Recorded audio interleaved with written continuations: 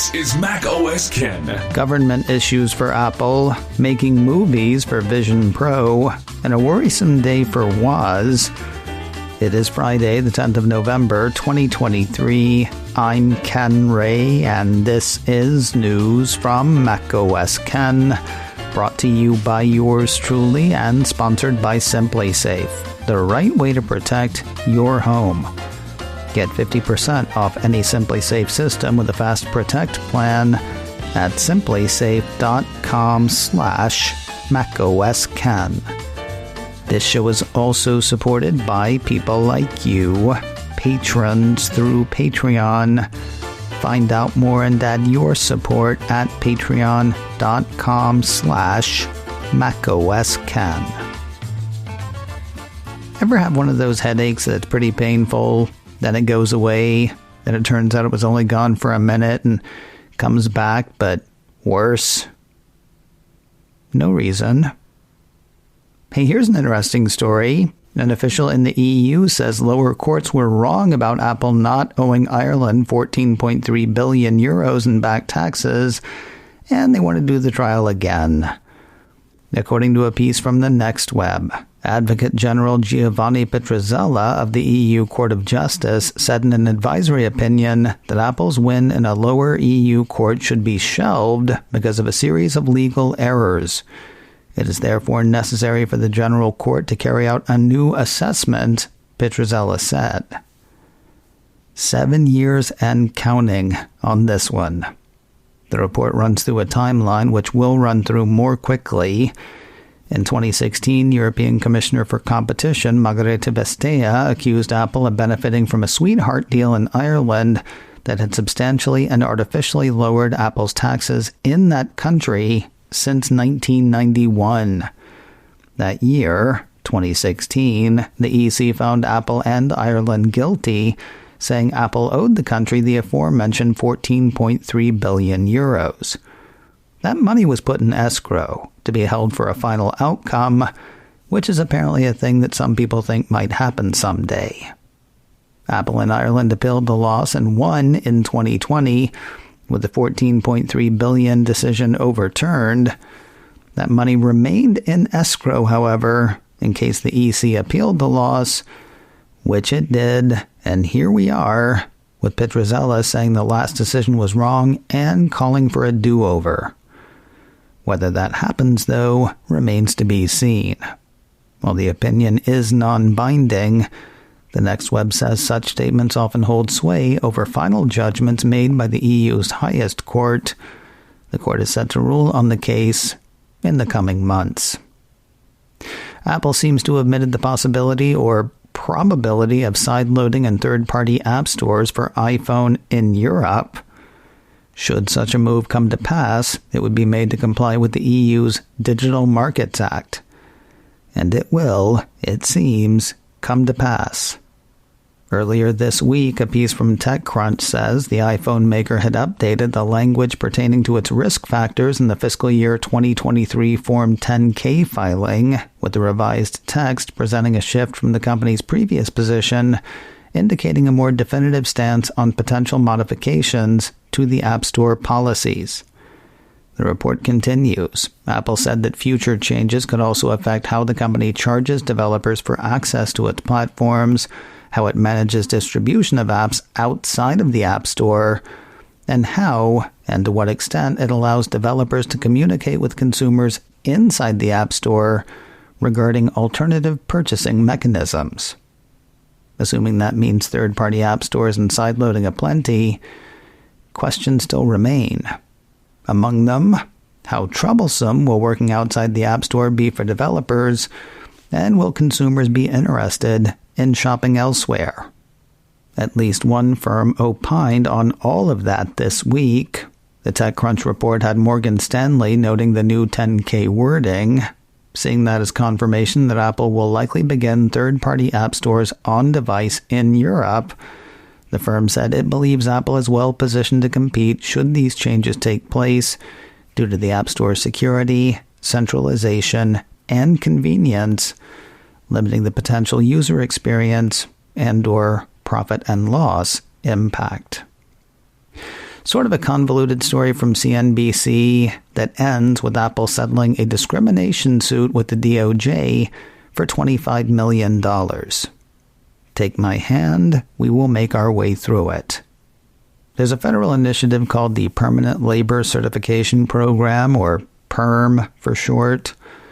The piece says the program allows U.S. companies to recruit workers who can become permanent U.S. residents after completing a number of requirements. While the program is for people wanting to become U.S. residents, the jobs are not, at least not specifically. What the DOJ accused Apple of doing, according to CNBC, was following procedures that were designed to favor current Apple employees holding temporary visas who wanted to become permanent employees. Not only did the company not advertise positions on its external website, it's also said to have put up hurdles, such as requiring mailed paper applications. According to the DOJ, Apple illegally discriminated in hiring and recruitment against U.S. citizens and certain non-U.S. citizens whose permission to live and work in the U.S. does not expire. While Apple has agreed to pay $25 million to settle the charges, that's $6.75 million in civil penalties and $18.25 million for a fund for back pay to eligible discrimination victims, the company also says it did nothing wrong. According to CNBC, Apple contests the accusation, according to the agreement, and said that it believes it was following the appropriate Department of Labor regulations. Apple also contests that any failures were the result of inadvertent errors and not discrimination, according to the agreement. Big news for Apple Vision Pro this week. Compliments of an iOS beta, and a few bad movies. Mac Rumors ran a few reports on a few betas seeded to Apple developers on Thursday. Among them was a piece on the second developer betas of iOS and iPadOS 17.2. Not a lot of note in that post, or not a lot we've not noted before. Upcoming features for iOS 17.2 include the Journal app, a Favorites playlist, and collaborative playlists in Apple Music, and the ability to use stickers as tapbacks in iMessage. Fun, fun, fun. No, the cool Vision Pro thing has to do with video. Specifically, spatial video. Spatial video is the 3D video users will be able to capture for and view in Apple's mixed reality headset, Vision Pro. While we heard at the iPhone event back in September that iPhone 15 Pro and iPhone 15 Pro Max will be able to capture spatial video, we did not know when it would be able to do so. Now it looks like it'll be able to do so with iOS 17.2.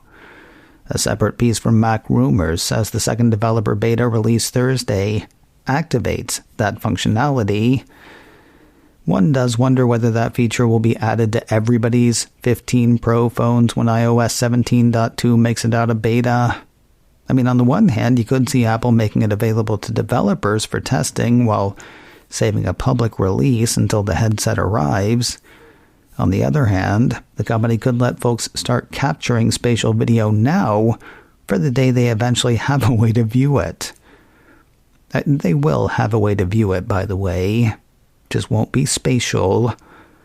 According to Mac Rumors, spatial videos taken with an iPhone 15 Pro can be viewed on the iPhone as well, but the video appears to be a normal video and not a spatial video.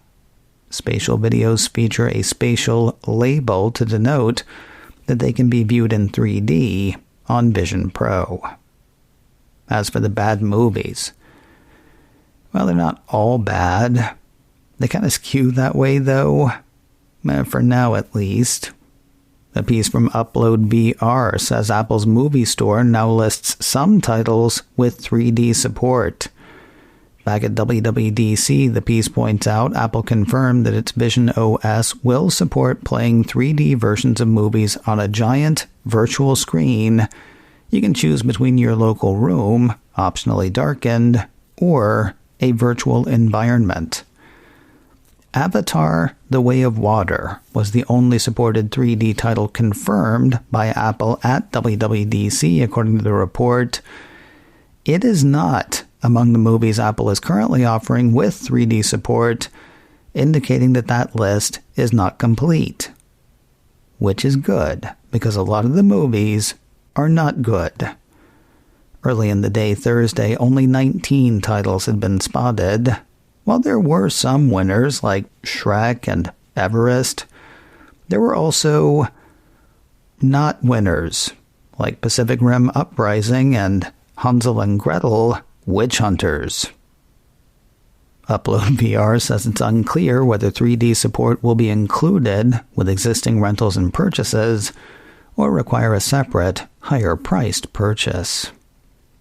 The iOS beta wasn't the only one that picked up a surprise feature on Thursday. Another piece from Mac Rumors says Apple seeded the second developer beta of macOS Sonoma 14.2.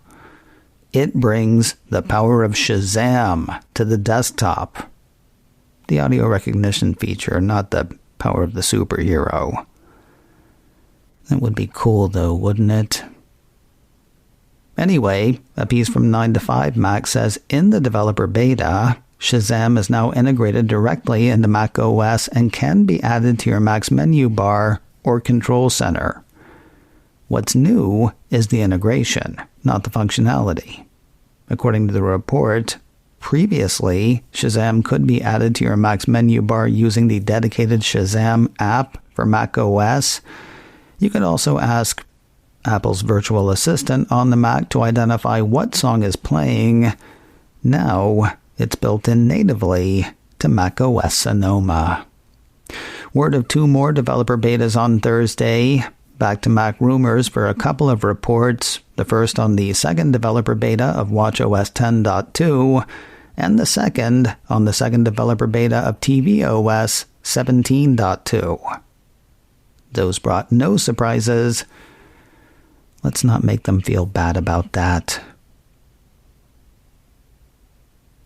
More news in a moment, but first a word from today's sponsor, Simply Safe, the right way to protect your home. There is never a bad time to protect your home, but right now is a great time. That's because right now you can get up to 50% off a brand new Simply Safe home security system. I like the control you get with Simply Safe. They have packages ready to go, but you can also build your own, picking just the components you need to feel secure. You can also install it yourself. Practically couldn't be simpler. I had my Simply Safe system up and running in under an hour on my own. Not that you're out on your own. If you need help with installation, Simply Safe has techs with which it works who can do that for you. Then, they've got your back, your front, your home's interior, and exterior. Wherever you've got sensors, Simply Safe's got 24/7 professional monitoring for less than $1 a day, half the cost of traditional home security. U.S. News & World Report named Simply Safe the best home security of 2023. Go to simplysafe.com/macOSKen to find out why. Oh, and check out this great deal. For a limited time, you can get 50% off any Simply Safe system with a Fast Protect plan. Visit simplysafe.com/macOSKen. SIMPLI. That's simplysafe.com/macOSKen. There's no safe like Simply Safe. Sort of scary news regarding Apple co-founder Steve Wozniak.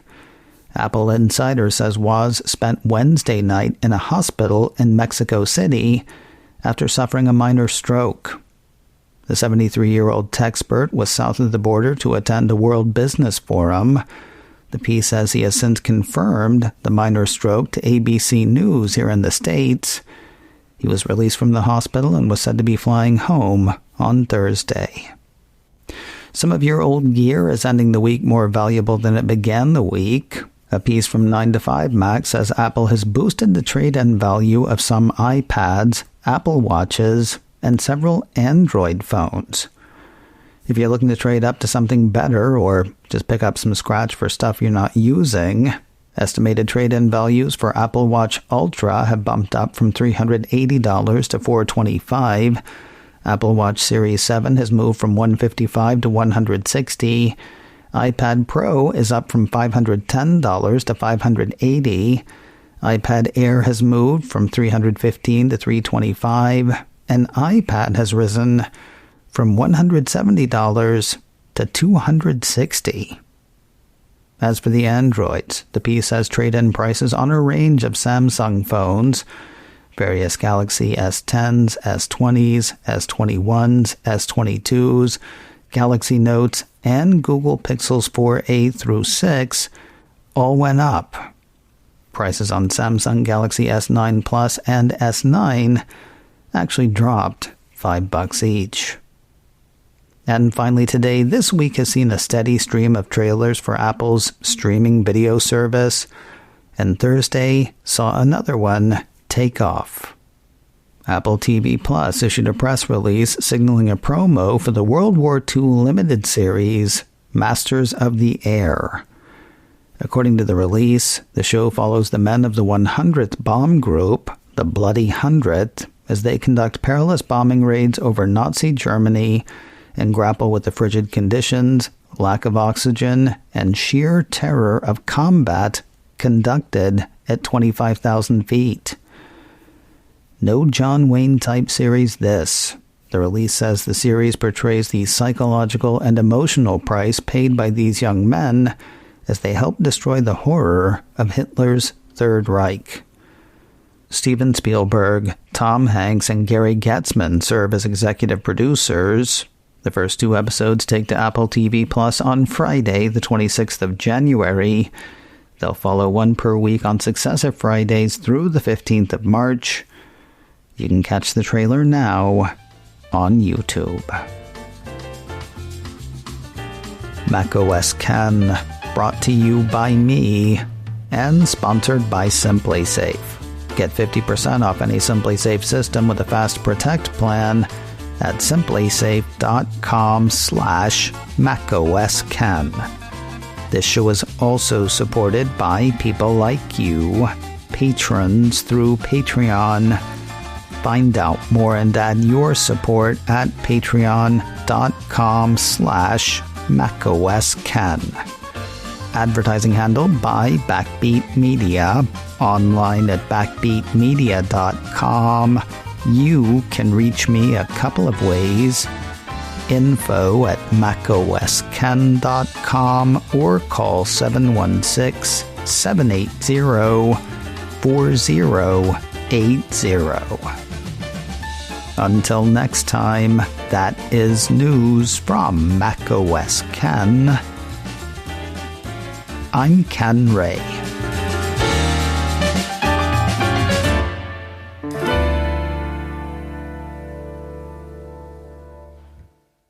Ciao.